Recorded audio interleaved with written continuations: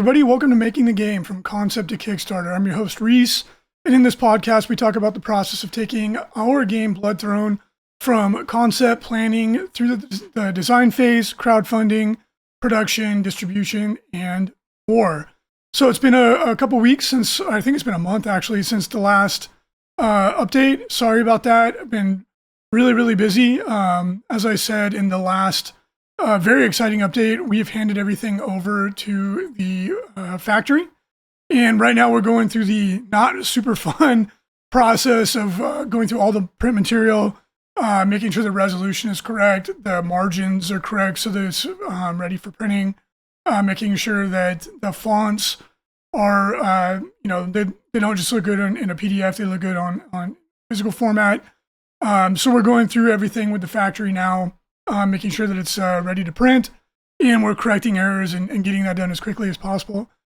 So it's been a while since the last in-depth podcast. In these podcasts, I go really deep into each of the classes in Blood Throne. We skipped the shaman last time because I had family in town, and unfortunately or fortunately, depending on the circumstance, my office is in the living room. Our house is kind of weird. It's we have two living rooms, so in the unused living room is where I put my office. So it's in a really common area. So when there's family here, it's like really hard to record.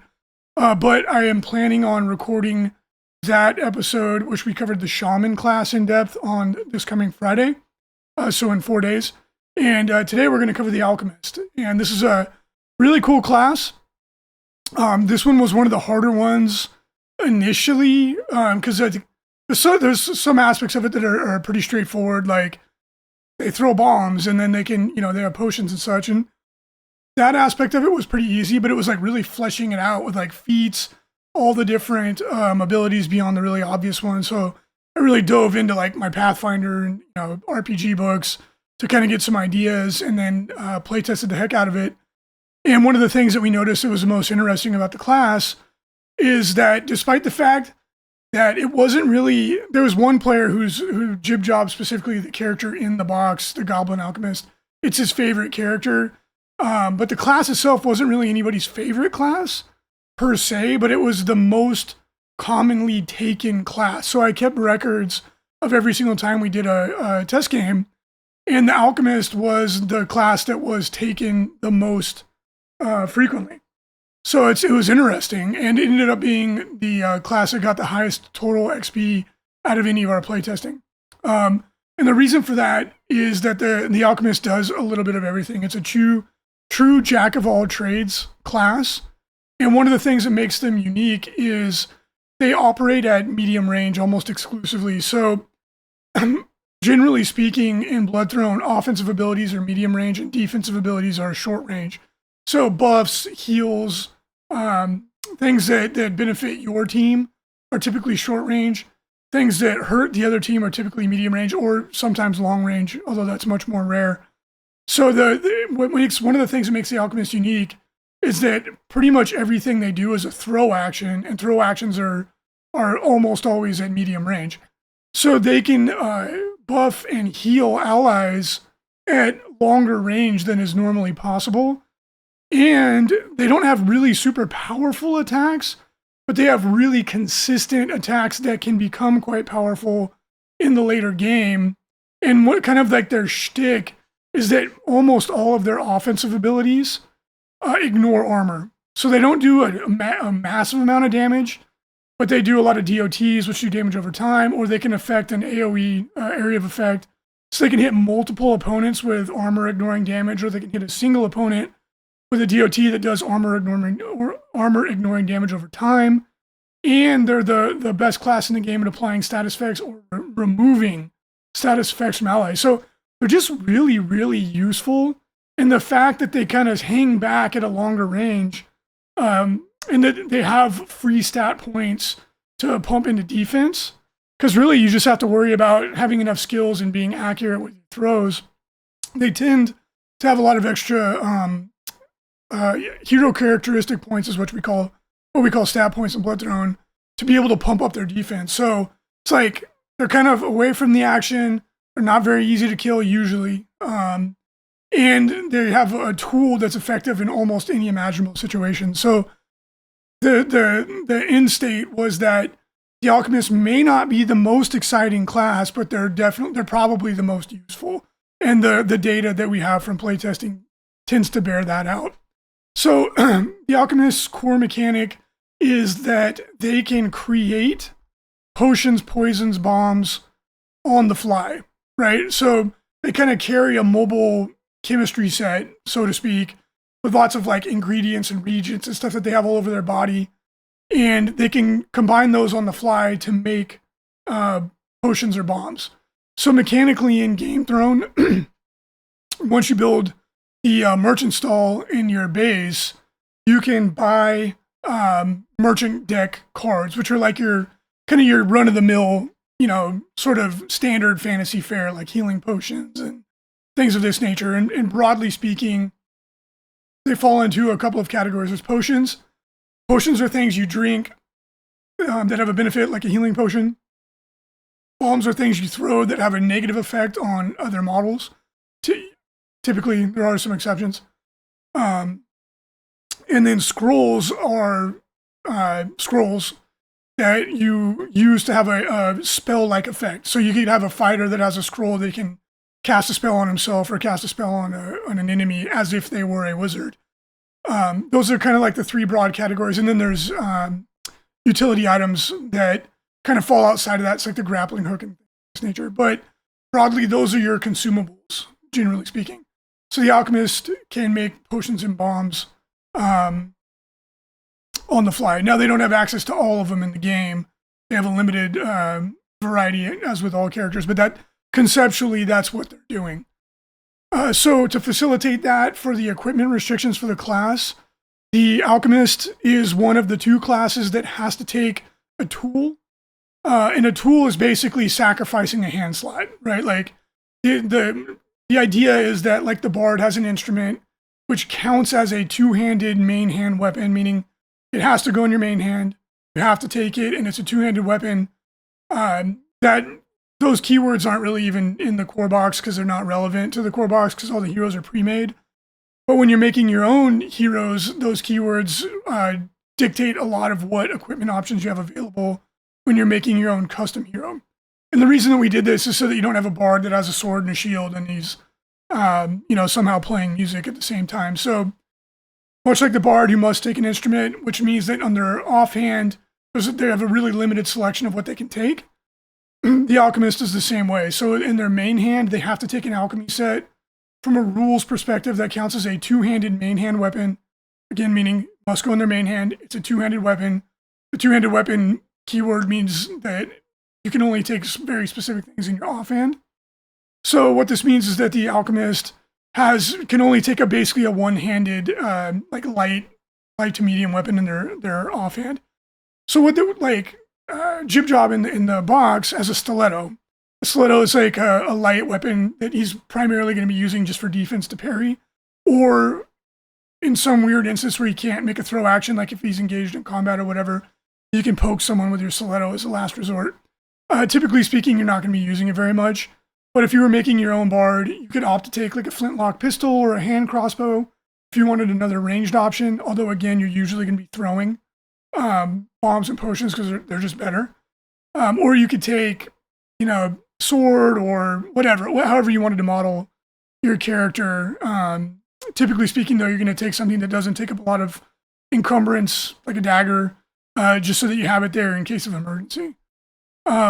For their armor, Alchemists can go up to medium armor, so they have quite a bit of flexibility there. You could have like a kind of a tanky Alchemist if you wanted.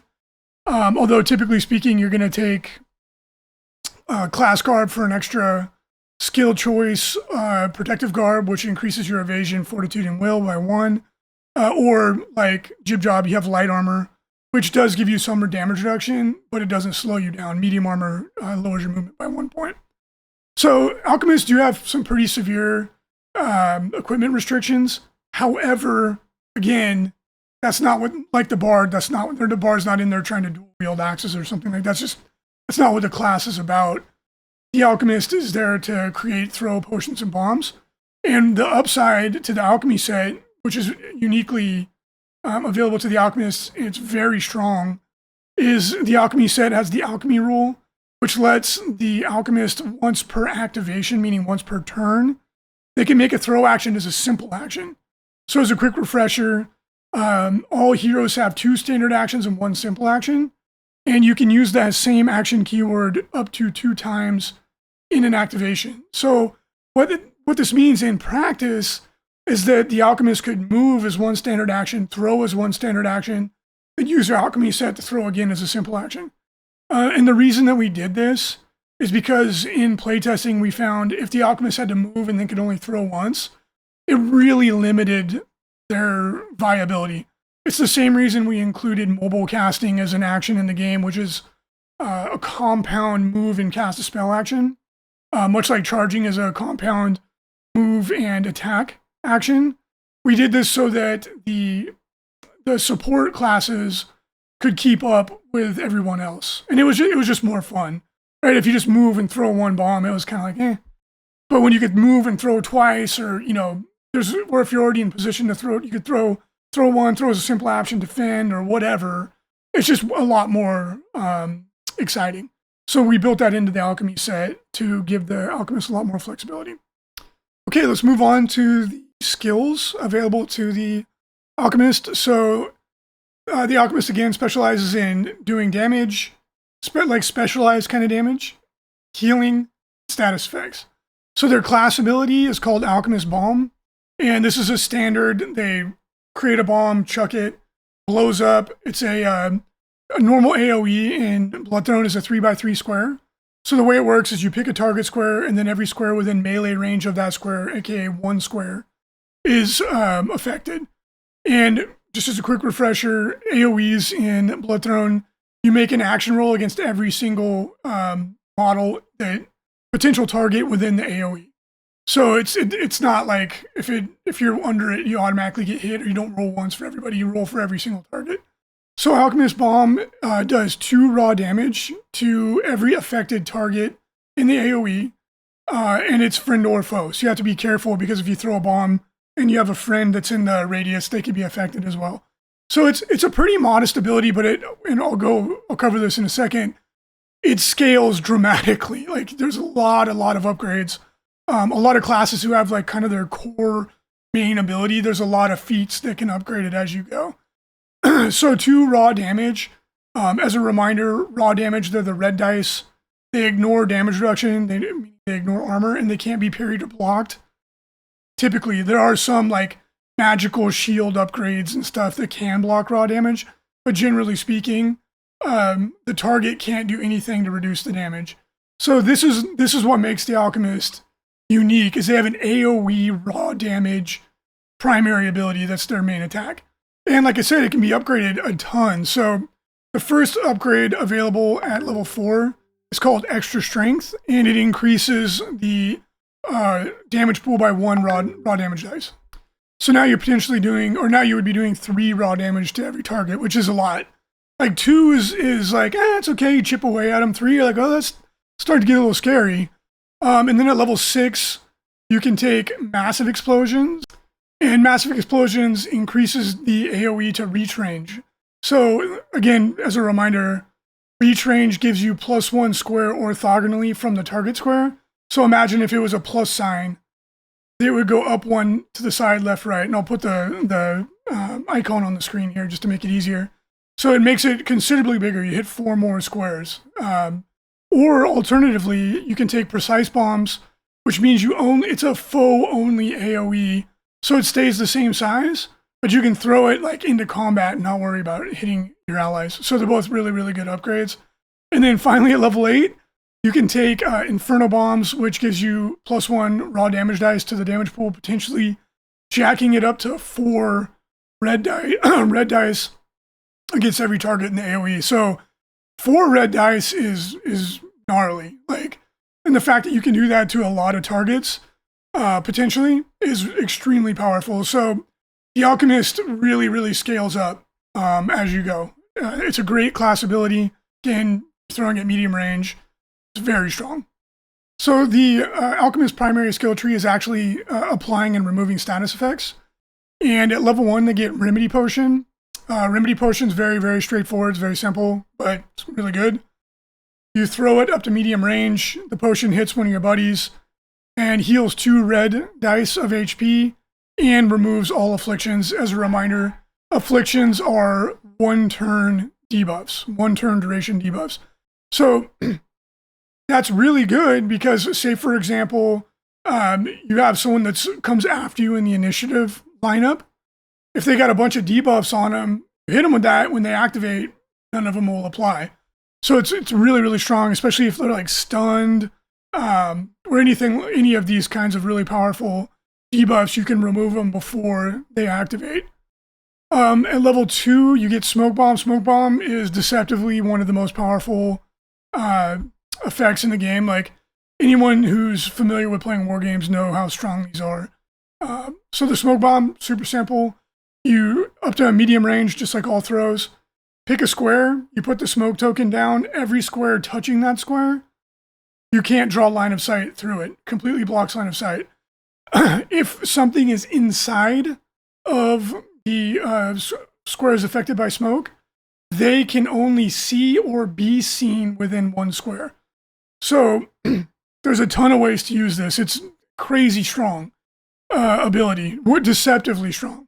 So first and foremost, obviously, if there's a monster like the Sphinx of Ruin, which is like a really nasty monster it eats heroes and then digests them and spits their guts and bones and digestive fluid all over you. Really, really gross and nasty monster. It's very strong. You throw this in front of it, it can't see, right? Obviously very good. What you can also do is throw it onto an ally. Nobody can see that ally. So if they're hurting and they need time to like run away or get a healing potion, it's really good. Or you could throw it on or right in front of a really scary melee monster like the Berserker or enemy hero. And because you need line of sight to charge, now they can't charge anything.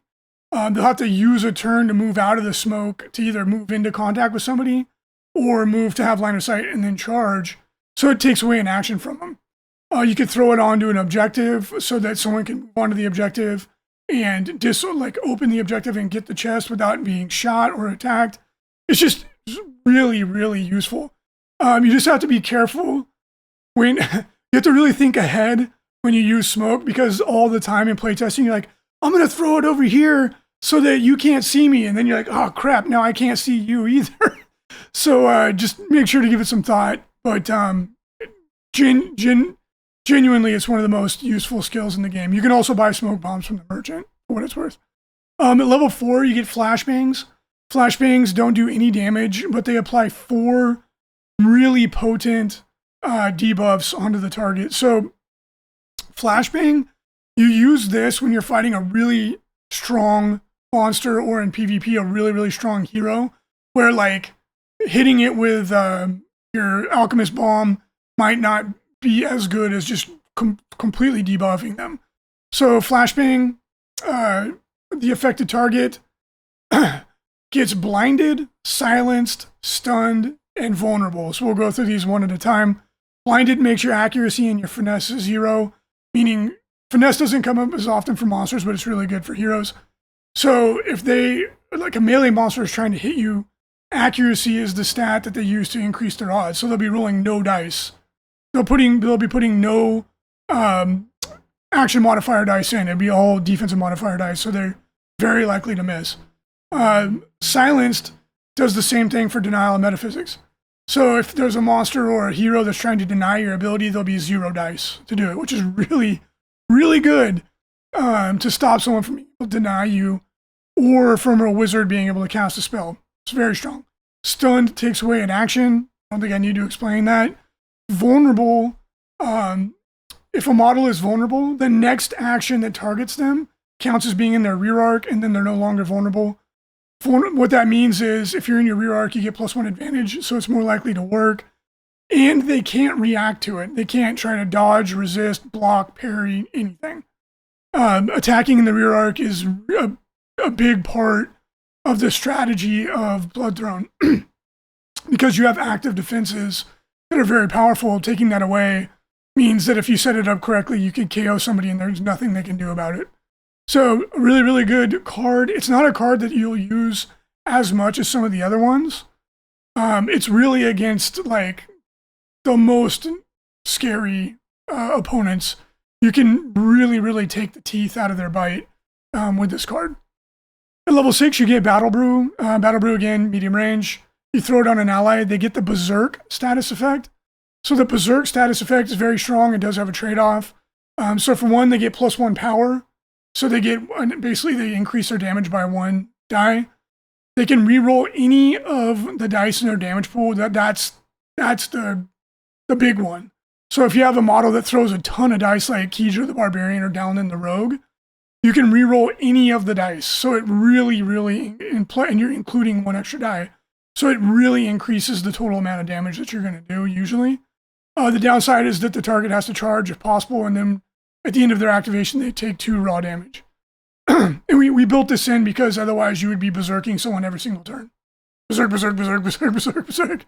And then in RPGs, it's pretty common that the berserk status, while very strong, has a trade-off, and the barbarian can make themselves go berserk as well.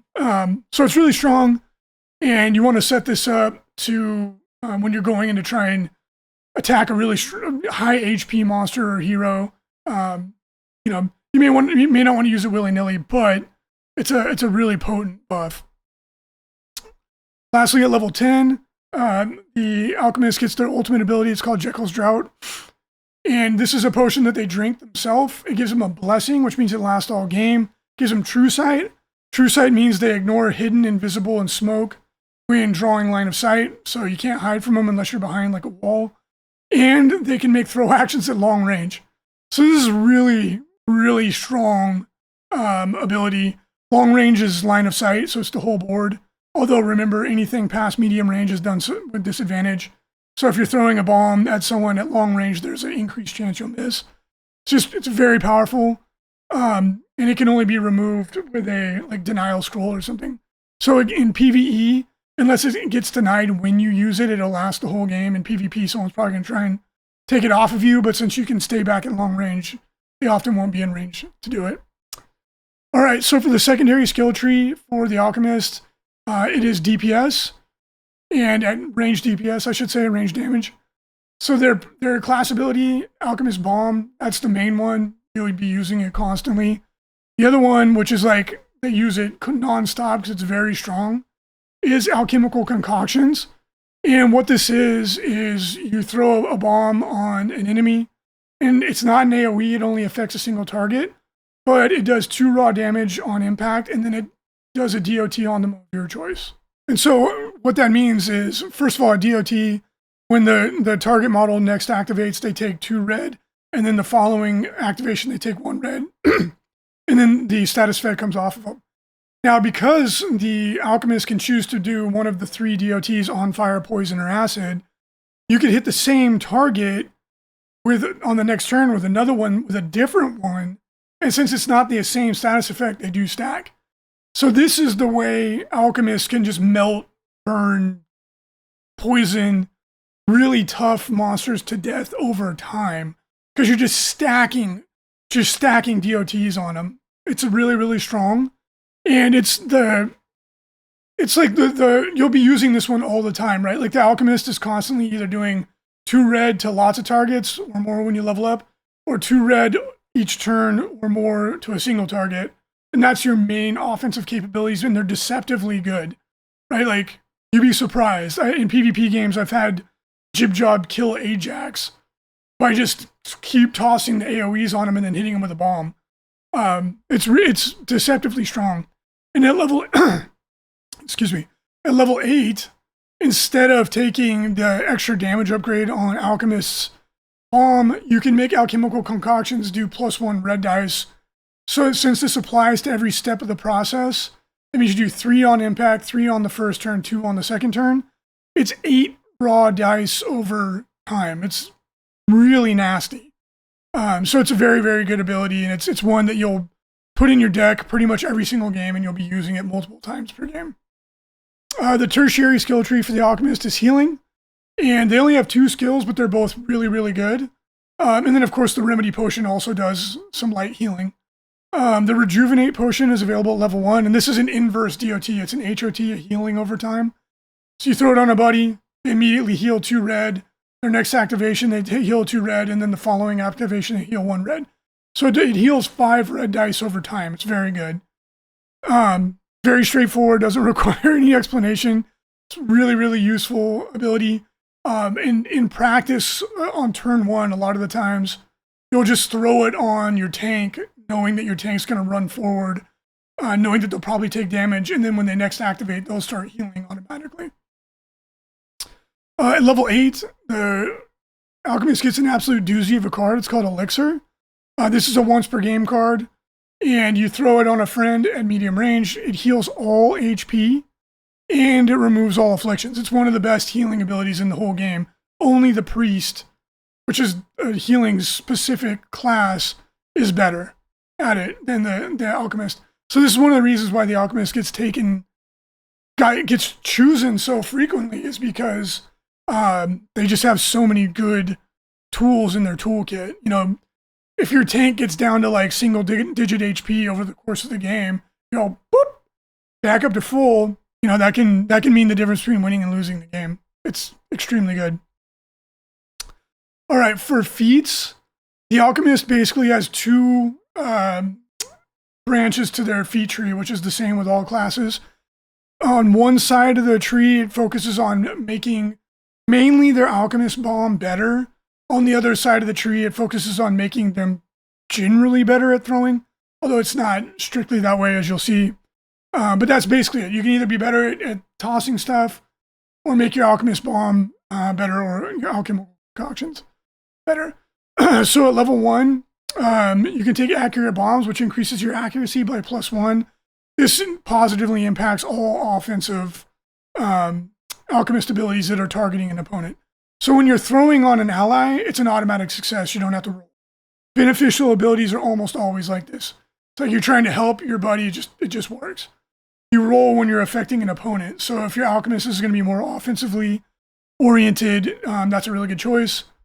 Alternatively, you can take Long Bomb, which gives you +1 square to your throw actions. Now, as I've explained in other videos, that sounds underwhelming, but +1 square is a lot of extra squares on a circle in terms of like increased area of effect. But the main reason you do it is to be 1 square outside of denial range. Denial abilities are always medium range. And if you could do it from 1 square beyond their ability to deny it, there's a 0% chance that they can shut your power down. That's the main reason that you take it. At level 4, you can take extra strength. We already covered that, and increases Alchemist bomb by +1 damage. Or you can take close quarters tosser. To my British fans, yes, that is a joke. It's not the way you use the word. This lets you make throw actions while engaged. So normally, if you are engaged by an opposing model, you cannot make throw actions. That's the Alchemist's big weakness. It's the same with a ranger, or any kind of a ranged class.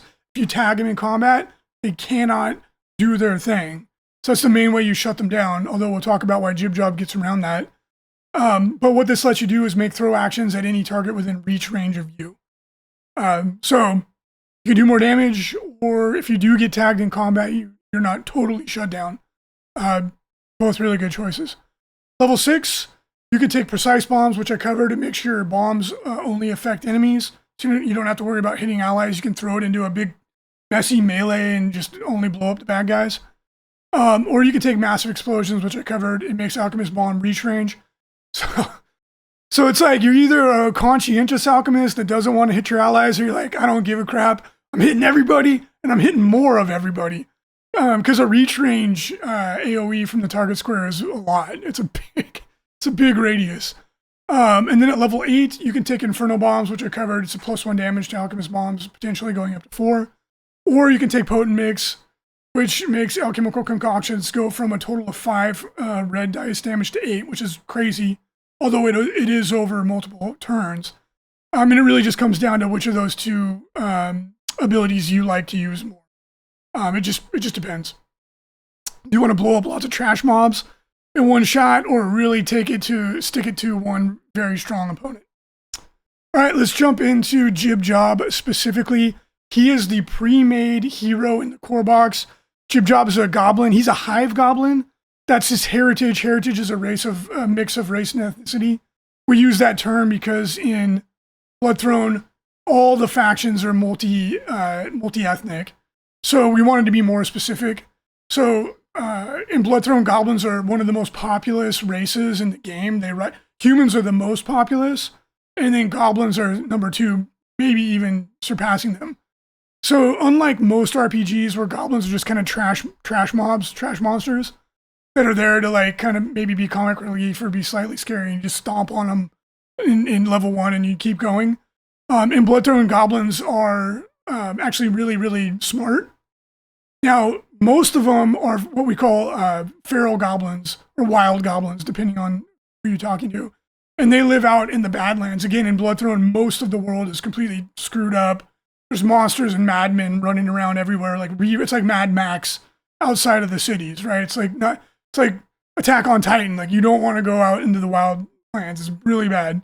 So anyone that grows up out there is probably going to be uneducated and violent, which that's most goblins. That's what most people think of when they think of goblins. The humans out there are horrible too. They're all reavers, and like I said, it's like Mad Max. Like, it's not great out there in the Badlands. But the goblins that grow up with access to infrastructure and education, they actually become really productive members of society because they're really clever and they're very industrious. They work a lot.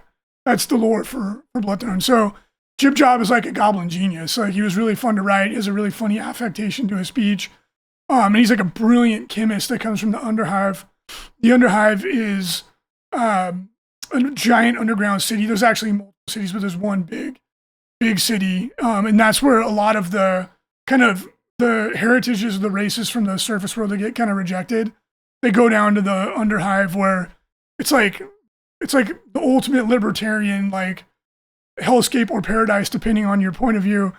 And there's kind of like no rules really, so they kind of do whatever they want, but they have lots of resources. So the goblins have all these workshops and these academies where they're learning, and they just kind of do whatever they want. Like, oh, someone blew up, but you learned something cool. And so Jib Job comes from this school of move fast and break things, but build some cool stuff. And that's what makes him such a brilliant alchemist. And he's very well read. He's very erudite, which is fun. We wanted to put a twist on the goblin trope. He's not like the silly sidekick. He's actually really, really intelligent, contributing member of the group, which makes him fun, both to play because of his rules, but also because of his personality. So he has really, really good stats. As you can see, he's got accuracy 3, so he's usually going to hit what he's throwing at. He has finesse 3 as well, which makes him good at dodging. And dodging is like an emergency reaction. If you're going to die, you try to do it to avoid all damage from a physical attack. And it's also used to unlock traps and things like that on chests. But it's his defensive stats that really shine. His evasion 8, which is crazy. It's extremely high. That means he's going to get missed a lot. And he has fortitude and will of 4, which are both really good. He has damage reduction 1. He wears light armor, and he's 16 HP. They're all really good. But the key to his defensive suite of abilities, which makes him really, really hard to kill. As a goblin, he has the heritage ability. It's like a racial ability called Sneaky Git, which lets him once per game walk out of combat without taking a free strike. So like we were saying, the biggest weakness of an alchemist is getting tagged in combat. Jib Job just goes like, see ya, and walks out of combat. In PvP, it catches people off guard all the time, like almost every single game. Like, oh good, I got him in combat. He's like, bye. You're like, no, son of a gun. So it's just a really, really, really good heritage ability for the hive goblins. Hive goblins are like urban goblins. Really strong.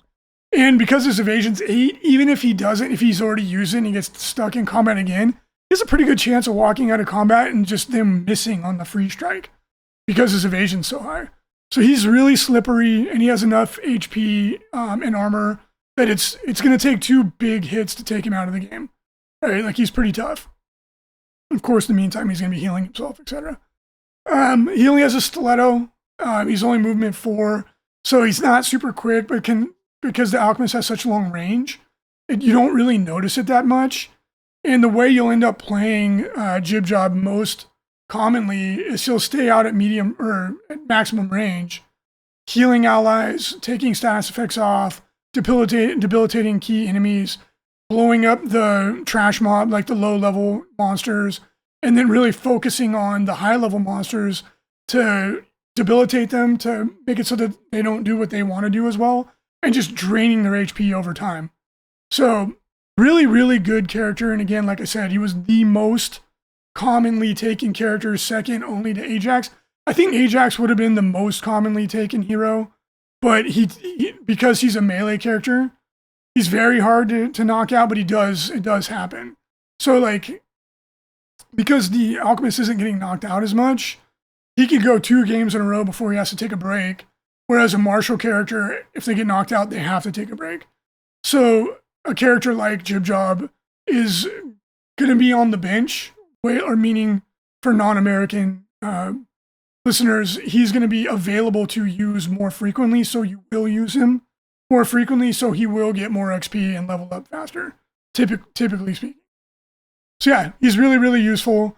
When you're playing against him, for all the reasons I just listed, which I won't rehash, he can be difficult to, he's just hard to take out. So one of the things I found is best, the Ranger is really good because the Ranger is so accurate that evasion 8, while not, there's no guarantees, he's more likely to hit him and he can do it at range. And 2 shots from Grey Wolf will KO Jib Job usually. But the best thing you can do against him is to hit him with the Confuse status effect. And this applies to a lot of classes. Like the Bard is the same way. Confuse means you can't use any of your special abilities. Like you can't use any of your cards. So for a class like the Alchemist, this means they're totally neutered. So anything you can do to hit them with Confused, it really, really, really, really takes the wind out of their sails. Like all they can do is run around and poke you with their stiletto or try to go open a chest, like get an objective. So these classes that are entirely dependent on their cards, a lot of wizards are like this too. Confuse is their worst enemy. If you go into combat with Jib Job, just bear in mind he's going to walk away. So if you do try to tag him in combat, you want to try and take him out. Like Kijo the Barbarian is the only hero that could conceive, maybe the Rogue could conceivably one-shot him, although it's extremely unlikely, and once he starts leveling up, it's not possible. The other thing, hitting with Pinned, which is a status effect that means you can't move or even rotate in place, that would help as well. But yeah, it's not easy to take him out because his defenses are so high, same with the Bard. But you want to chip away at him, tag him in combat, keep him moving, and try and hit him with status effects that stop him from doing what he wants to do. All right, well, thank you so much for listening. I hope you enjoyed this episode of Making the Game. If you want to back Bloodthrone, you can still do so over on GameFound. And hopefully in the next couple of weeks here, I'll be able to show more of what we're doing with the factory, because right now it's just going through everything and making sure that it's all print ready, which is a very fastidious process. Like, it's like, oh, this we need to adjust this, we need to adjust this, or we need to move this token a little bit so that the cut sheet works. But it's all good stuff because it means we're getting close to going to production. Thank you for listening, and you'll be hearing from me again this week when I get caught up on the Shaman.